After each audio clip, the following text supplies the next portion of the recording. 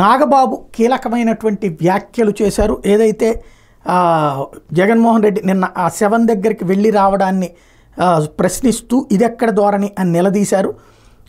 ఎందుకు ఈ శవ రాజకీయాలు అంటూ ప్రశ్నించారు. అలాగే ప్రభుత్వం ఒక 6 నెలలు గడువివ్వండి, చెప్పిన హామీలు నెరవేరుస్తుందని ప్రకటించారు. ఆయన ఏమన్నారు విందాం. జిలాని అనే ఒక యువకుడి చేతిలో జరిగింది. మాకున్నటువంటి ఇన్ఫర్మేషన్, అటు పోలీసు వారి ఇన్ఫర్మేషన్ ప్రకారం ఇవి పాత పగలు.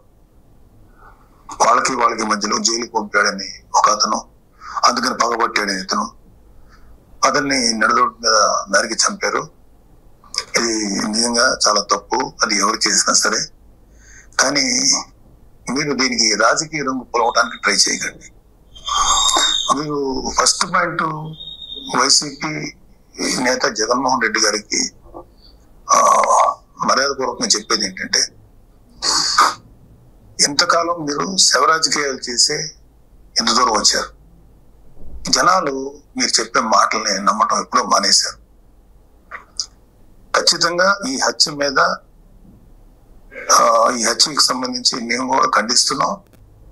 ఖచ్చితంగా ఎలాంటి వ్యక్తులైనా సరే, ఈ వెనకాల ఉన్న వాళ్ళు ఎవరినైనా సరే పట్టుకొని కోర్టుకు తీసుకెళ్లి శిక్షించాలని మేము కోరుకుంటున్నాం.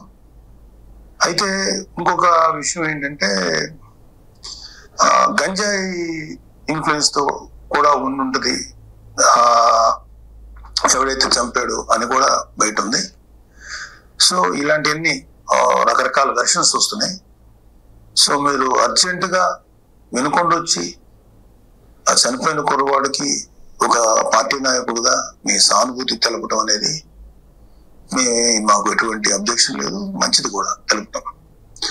కాకపోతే మీరు దాన్ని రాజకీయ రంగు పొలిమి ఇంకా గట్టిగా నెల 10 రోజులు కూడా కాకుండానే, ప్రభుత్వం ఏర్పాటు అవ్వకుండానే మీరు రకరకాల విమర్శలు చేసి అక్కడికి వెళ్ళి జగనన్న పథకాలు, జగన్ మామ, ఇంకా ఎంతకాలం మీరు ఇలాంటి మాటలు మాట్లాడతారు?